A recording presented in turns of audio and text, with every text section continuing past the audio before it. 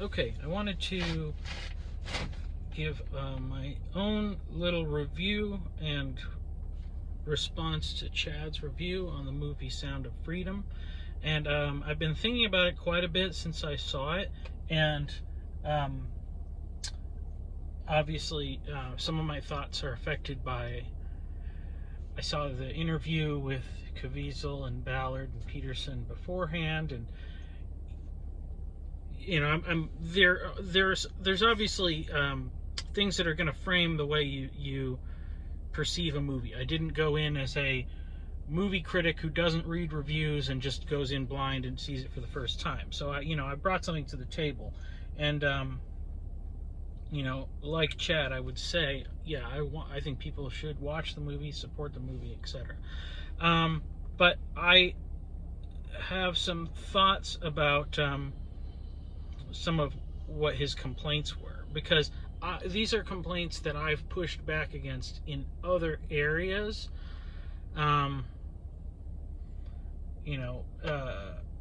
Because, well, I'll just explain why. So first of all, like, it is, it being like a bad movie and bad editing, and there's several factors I think could contribute to that. One obviously is constraints, like budget constraint. It wasn't an expensive film, but also it seemed like they were very intent on who they were going to use. And there is something to the fact that the Hollywood machine, which can produce the most beautiful and the slickest productions and all this stuff, it does have gatekeepers. And so on the one hand, if the producers of the movie were wanting to vet people who, as much as possible, who participated in creating the movie, to the people who agreed with the moral stance of the movie, that would limit their pool of available talent. And the fact that the gatekeeping in Hollywood very much seems to be of the nature of, you've got to sell your soul to get ahead. It means that not only do people that are not willing to do that have fewer opportunities to work on the big projects, but it means that they're going to have less opportunity for experience and training. So so their skills may not be as technically as good. Now, I'll get a little bit more to the technical aspects of things in a bit. So, I think we should obviously have a little, grace with that. And, the idea that, like, this is the first effort to start something, and that it would have a sequel, and that, obviously, you need to. I think it's good business sense to, do what you can with what you have and try to make it profitable, and then be able to reinvest those profits into a better product later on. Like, there's no shortcut to success other than going through all the steps from inexperienced to mature or whatever. And so, as far as, like, I think we can see a big improvement in the like production quality and the acting and the writing in a lot of, like, Christian and faith-based media, and especially recently. And so I think in that regard, even, it's important to realize that this is a movie that was made 5 years ago and written, earlier than that. So at that point, it could very well be that everybody who worked on the movie then would be able to make a much better movie today, because they have 5 years more experience. So that's something to take in consideration. But then there is also constraints, I think, as far as, like, the choices that you're going to make artistically. And I understand this thing of like, we should be making good movies, we should be making beautiful things and stuff like that, and you know, this is the same kind of motivation that's saying like, oh, it's a travesty that churches are just building these cheap functional steel buildings instead of the cathedrals and beautiful churches that they used to make. Like, what we've got, where have we gone wrong, and this thing. And like, I understand it, I get it. You know, I've been to Notre Dame, I've been to the Vatican. They're beautiful buildings, like they're amazing, and there is a value to that for sure. But you know, but then there gets to be a point where we've had a point where we had a Christendom and we had an excess. You know, so you know, the first is you have the Reformation kind of rebelling, if you could say, against kind of all the opulence of Rome, and that thing later on happens more. Like, you see like a guy like Kierkegaard, who he's in a Reformed, a Lutheran country, and he's seeing the Lutherans as like, they've got all the success and everything, and they have it all figured out, all the theology's figured out, everything's figured out, and he's just like, what he sees is that everybody has the appearance of they've followed the steps of how to like have a beautiful society, and it's hollow. And so he kind of has to rebel against that in a way, you know, with his kind of like radical thinking.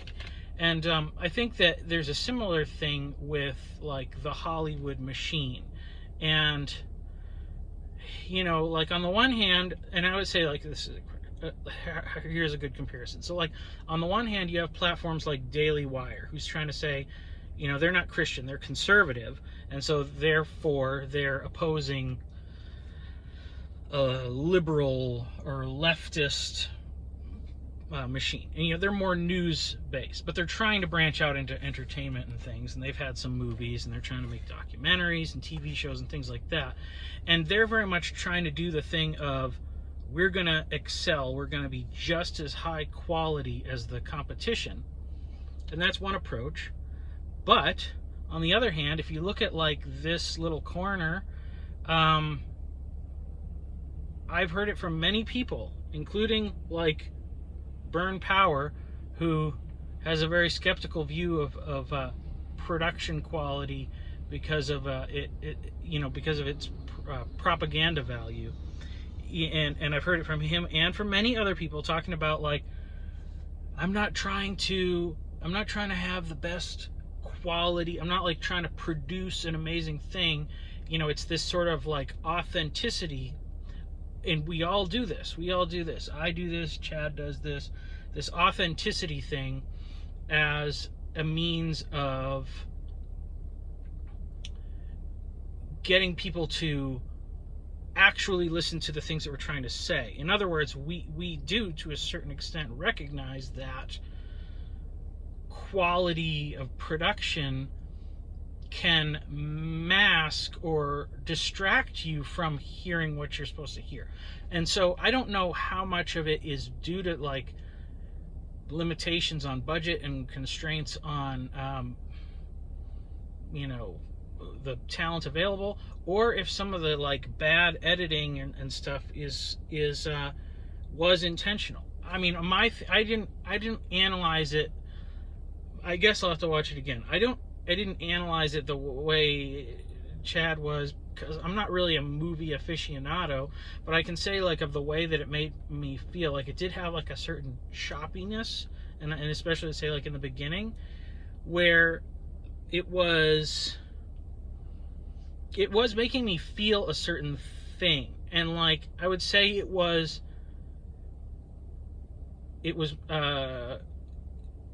creating anticipation. It was keeping me, I would say it was keeping me on the edge of my seat in a way, not because of like the action stuff, but it was kind of like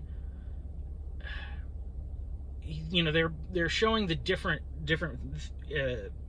kind of tragic things that are going on. There's like the bust with the creepy pedophile, and then there's like the kids being lured into this thing, and like that there's like subversive stuff going on, and it was kind of like how low are they gonna go? Like that was the kind of feeling I had, like how much. And and I thought, so this is one thing I appreciate. I thought they did a really great job of expressing the heaviness of these subject matters without resorting to graphic depictions, because that would be abusive of the child actors, and I think would be gratuitous, and it's not in keeping with the in a sense. It's like Tim Ballard is the guy who he views this stuff so that the rest of us don't have to. So if it was weird, or like if it was weird and different, I wouldn't necessarily say it was bad. I don't know, because I think that stuff like editing, it's become much more of an artistic tool than a technical tool. And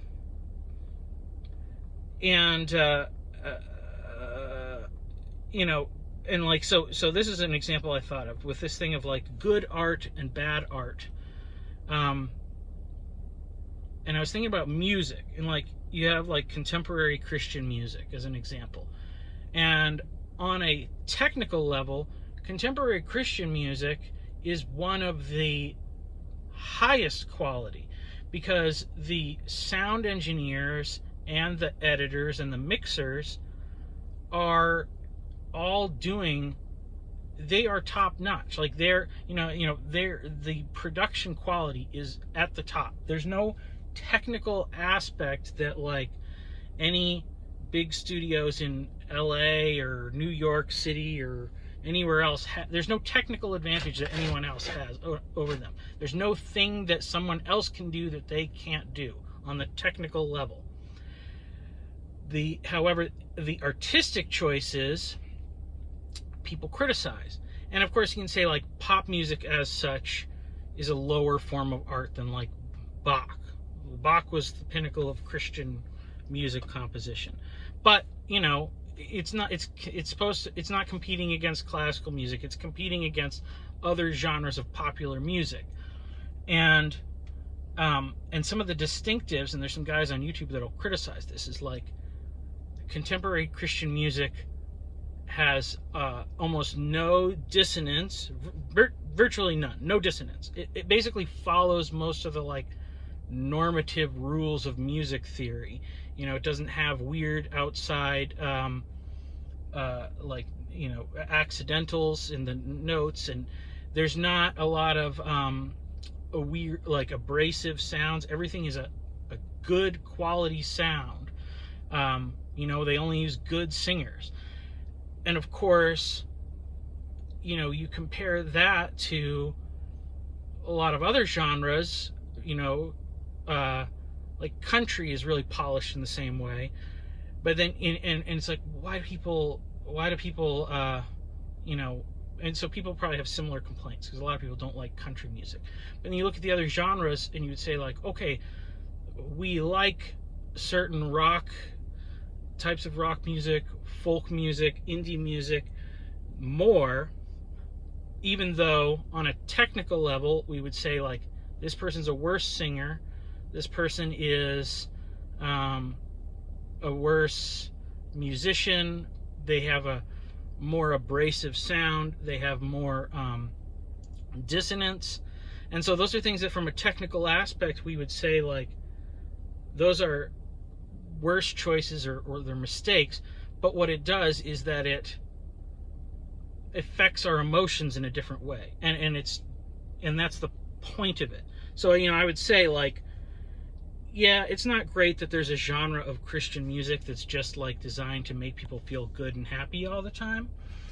And so we need something. If you go to the extreme, like you have punk rock, which is like, it's literally, let's make everything sound the worst.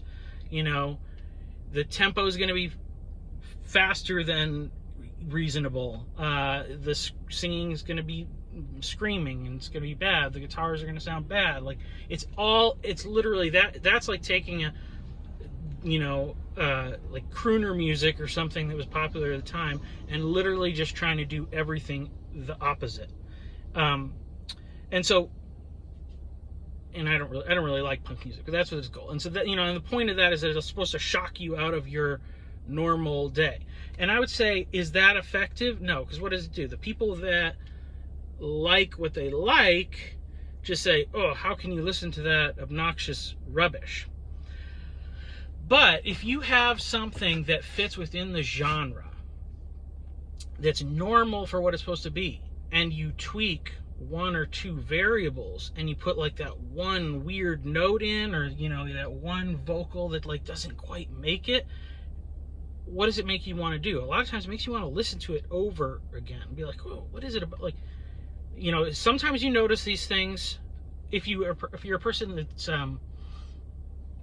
who has analyzed music, you would notice it. But if you're not, it becomes that thing that you can't exactly articulate, that makes you say, like, why do I want to listen to that more? And so I don't know how much of the weirdness of the movie was for that reason. I mean, I did have things like, the characters, it's like I would have liked, I feel so, like, I would have liked to have seen more interaction between him and his wife. I think maybe that could have been more compelling. The movie was already long, and it didn't have a lot of like wasted stuff that you could cut out, because I think that they were really wanting to, and I think they did a really good job. They did a really good job of showing all of the ways that these different things are connected, like on on the American side, like on the everything from the discrete internet American side of the problem, all the way to the dirty kidnapping, creepy part in South America. They showed all the like causal chain, and I think that's what they were trying to do. They wanted people to be informed, because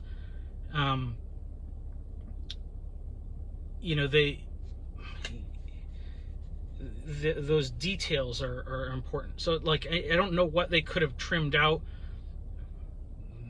or changed to make the message that they wanted to convey better. And I think ultimately that is one thing, is that you have to consider that this really is, it's not, the purpose was not necessarily entertainment. It was supposed to be entertaining enough so that it had to fit the requirements of a thing that belongs in a movie theater. But its goal was not to make the movie theater rich. It was supposed to be enough of that so that movie theaters would hopefully want it. But it is about conveying a message. And I thought, so in the message at the end, the Jim Caviezel's weird message, the thing that he compared it to is Uncle Tom's Cabin. And I actually just was looking it up, because I never read Uncle Tom's Cabin. But obviously, Uncle Tom's Cabin is most well known as a book that changed people's perception of slavery. And I wanted to see, like, well, how is it as a book? And it seems like as a book, it wasn't that great. Like, nobody said, like, oh, this is a masterfully written book. No, like, I was, I looked up and people say, like, it's blunt, it's sentimental. It was not, it's not the quality of, like, the best book ever. It is not. But it had a simple goal, which was to depict slavery as a uniquely depraving institution with which no compromise could be possible. And I would say, yeah, well, that seems like the goal of this movie as well. And I think that, it could have been done. You could have changed a lot of things about it, but would any of the changes, the changes you make to make it a better movie in a certain sense, probably would have detracted from that goal. So I mean, I don't know what you do, because it's like you could have given like the pedophiles were all and the traffickers, they're all depicted as like these gross, creepy people. Now, I'm sure that in other interactions in their life, other people would perceive them in a very different way if they didn't know about their one secret. But the nature of some of these things is that once your one secret comes out, that does color every other aspect of your life. And nobody's going to say, you know what, I know so-and-so is a pedophile, but they're just really a great neighbor. They shovel the snow off our walkway. They, they're always courteous when we see them outside. They brought us cookies. Like, yeah, they want to have sex with our kids, but they're otherwise a really great neighbor. It's like, no, the one thing cancels out the other thing. You don't get to be the aggregate of everything you are besides the one characteristic that comes to define you. So, and I think that, I think that's what it was supposed to be, blunt in that regard. It was supposed to be good enough to get it in the theater. And I think that maybe the goal is that eventually you could make a lot of movies that do a similar thing in different ways. You could make people, like, I feel like this was a good way to get the foot in the door. And it does show, like, I'll get to the political kind of part in it later. But I don't think there's... It's like, yeah, I think you could say some of those things could be better. I don't know if making it better, how much impact making it better would have been. Because very few of the negative reviews, I saw a couple, mostly were saying, like, it was boring, like, not that much happened. Like, there's one fight in it. And I think if you compare it to, like, Taken, so Taken is a really good version of this movie from the aspect of it's an action movie. But that's like Liam Neeson taking down all these bad guys and all this stuff. Did Taken have the impact that this did as far as making people actually aware of real, the real problem of human trafficking? No. I think it made it seem like a distant thing that happens far away and that rarely happens to an American. And just on the rare occasion that it did, it happened to be that this girl's father was a, special forces kind of vigilante guy, and he had the toolkit to go and rescue her, and that's why it's a good movie. But it doesn't move the needle on, like, the way people perceive this stuff in real life. And then, like, the other comparison, like, with Schindler's List. Like, Schindler's List is a beautiful movie. Maybe it wasn't the best comparison, because it didn't do a good enough job. It did too well of a job of, like, humanized. It's been such a long time since I see it, but, like, I remember, like, it humanized Ray Fiennes' character, it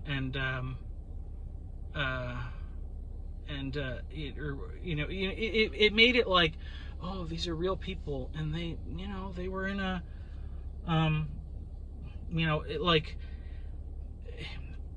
it is a beautiful movie. I think, like, I don't know what good impact it did have being made after the fact. It makes people more aware of something, but is it actually making them more aware of the things that caused the Holocaust to happen, or just to be like, that's a tragedy, and how could people ever let that happen? And is it reinforcing, the notion, like, I would be the one that would hide Jews. I would be the one that would stand up for righteousness. When in reality, I think if you've listened to enough Jordan Peterson, you would realize that's not true. You would be the guard. You would be the one following orders and pushing people into the slave cars and all that.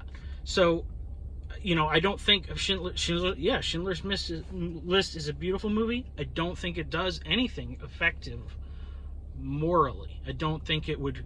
In that sense, Jim Caviezel shouldn't have mentioned it, because it wouldn't have actually prevented anything from happening. It would have said, oh, those people over there, so far away, so bad.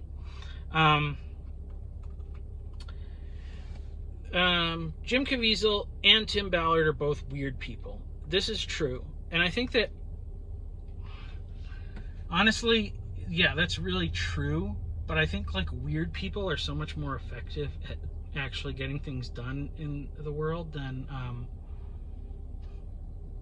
normal people. Because we all have too much, like, if you're a normal person, you have too much, like, pros and cons about things. You have too much skepticism about things. It takes a weird person to spring into action. It takes a weird person to get, like, really big things done. Because the thing is that we would be like, well, yeah, I will give money to something, and I will say, you should really watch this and share it with someone. And, like, all that is good, and it's like, it's good if the movie does that. There might be, like, one or two other weird people that see this movie and are gonna, like, devote their whole life to this thing and, like, be the next Tim Ballard or the next Jim Caviezel, and they will do way more than all the rest of us combined. So, I know it's like, that's like that thing, I think, what is it, that PVK says, quoting from somebody else, like, without individuals, nothing changes. Without institution, nothing lasts. And so we have to be both. But those individuals that change things are weird people.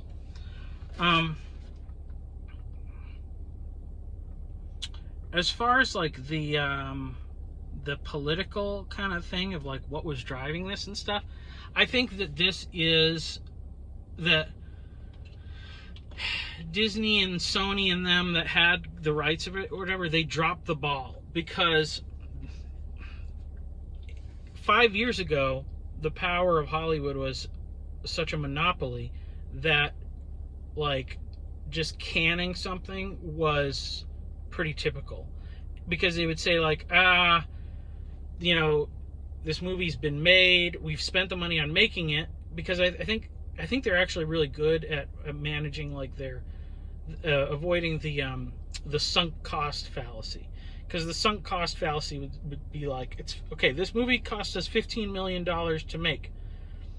How much do we have to invest in advertising on top of that? Maybe, I don't know, you say $1 million, so then you're up to, like, 16, and then it's got to make a profit, so that means you got to make, like, 17 million at the box office.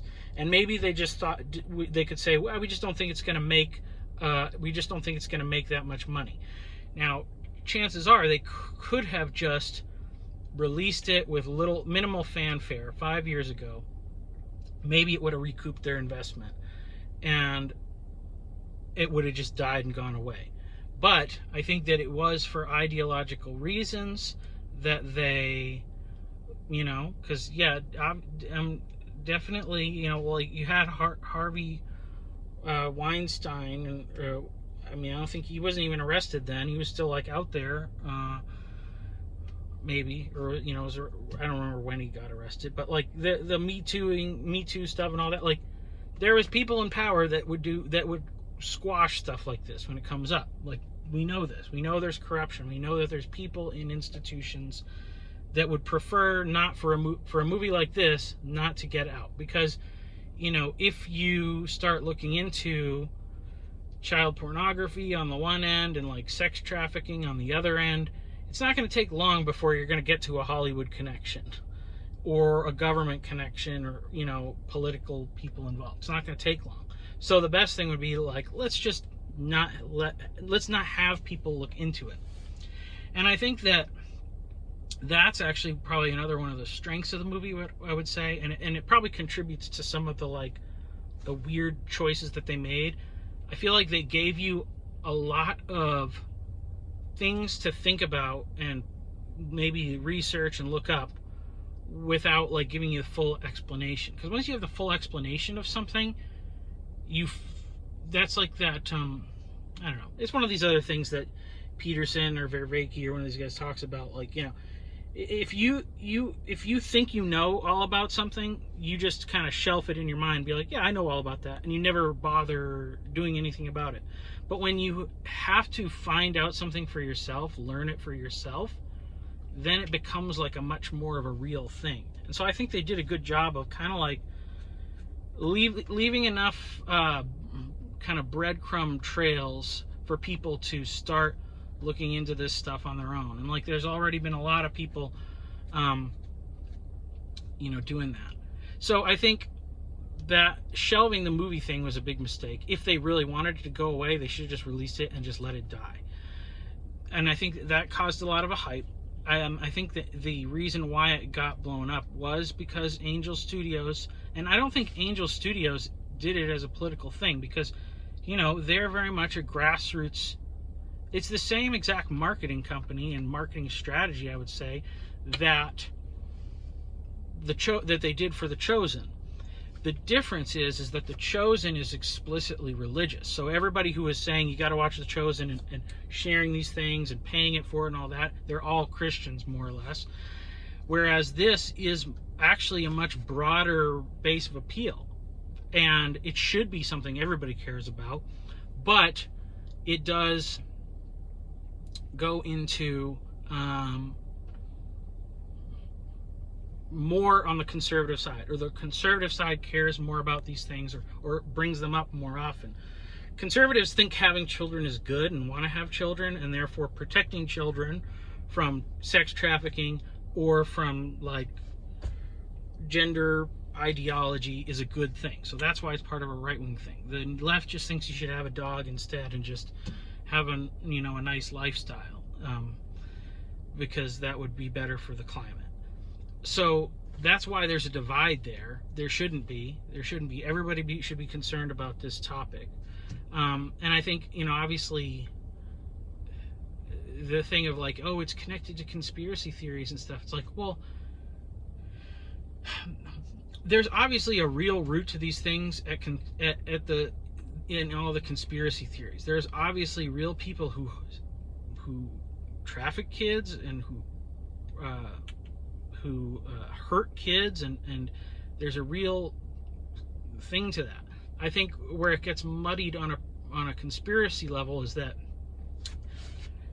there's a spiritual element. This is why I believe these things are true, because the Bible actually shows like this is what you should expect. You should expect this level of depravity, but it's the spiritual force that drives it for its own sake. And it usually, in the human level, in reality, is more motivated by things like greed, the ability to make money, laziness, the ease with which one can make money, and the pleasure of the gratification. And those are the real human motivating factors. The problem with the conspiracy theory is that it takes the spiritual emphasis, which is just wanton hatred of mankind.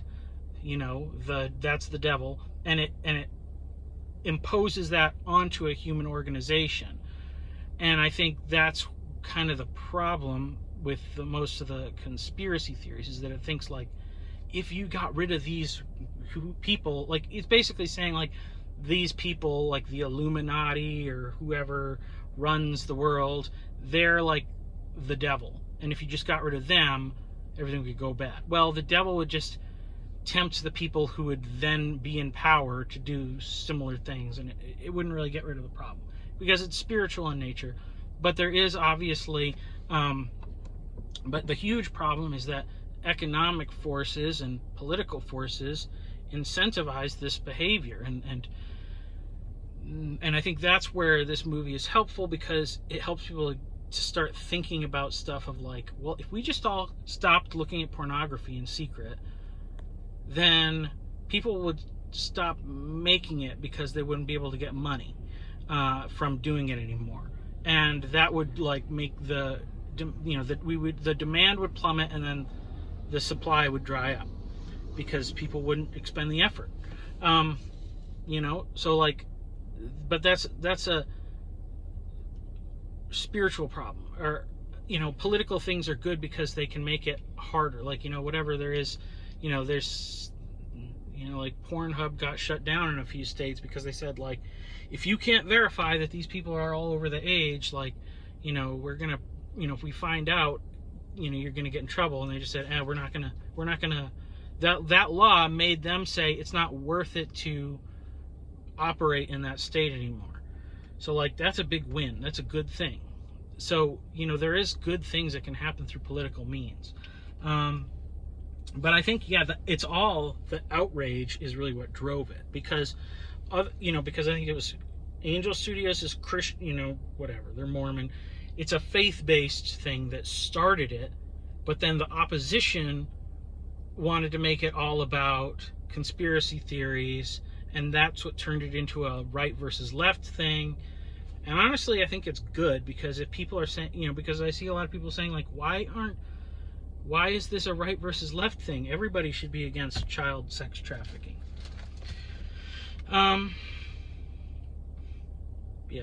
So, okay, and this is my other thought. This is the sort of thing that I've been really chewing on in my own mind. So I was thinking about this through this, like, modernism, postmodernism, and metamodernism lens. And I think, like, modernism would criticize this movie on, or maybe on two levels. On the technical level, like, it's not a good quality movie, and on a factual basis. Like, Bethel McGrew wrote a little piece about this, like, you know, because it's based on a true story, and the modernist critique is like, well, it's not really true, so therefore we shouldn't watch it. Stop treating this movie like it's facts. It's not. It's a movie. That's like the modernist critique. The postmodernism would critique it on the basis of power and motive.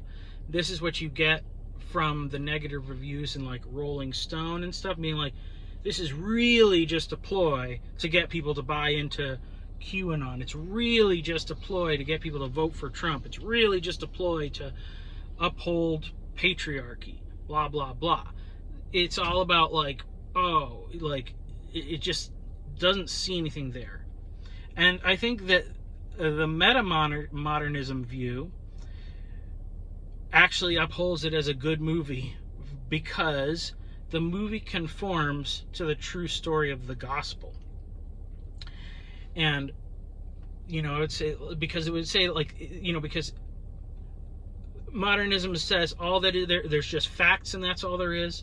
Postmodernism says you're using story to manipulate and to get power. And the metamodernism, I think, says that, like, there is a subjective nature to story and that we all have our own interpretation, but there is some sort of underlying truth. And I think that is the Christ story.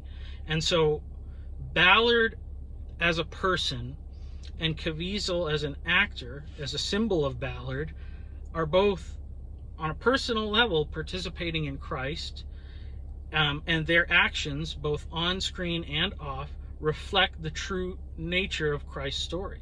So there is such a Christ-like story in the fact of, like, you know, Ballard gives up his job. He empties himself of all of his future, his place of status, to go down into South America and rescue this child or these children or whatever. And, you know, and in the movie, it's even more so in that he goes down there for the one. He gets the 50 kids rescued, but the one that's still missing, he leaves the other ones behind and goes down and gets the one. Like, how's that not a gospel message? And, you know, and even in the sense of, like, he does it because he's a father. It's the love of a father that sends a son, but then also he's not the father of that child. So it's kind of like, but the father is the one who's sending him. The father of the child is the one who's sending the son. Ballard's like, you know, another son or whatever. And I think Caviezel, in the same way as an actor, like,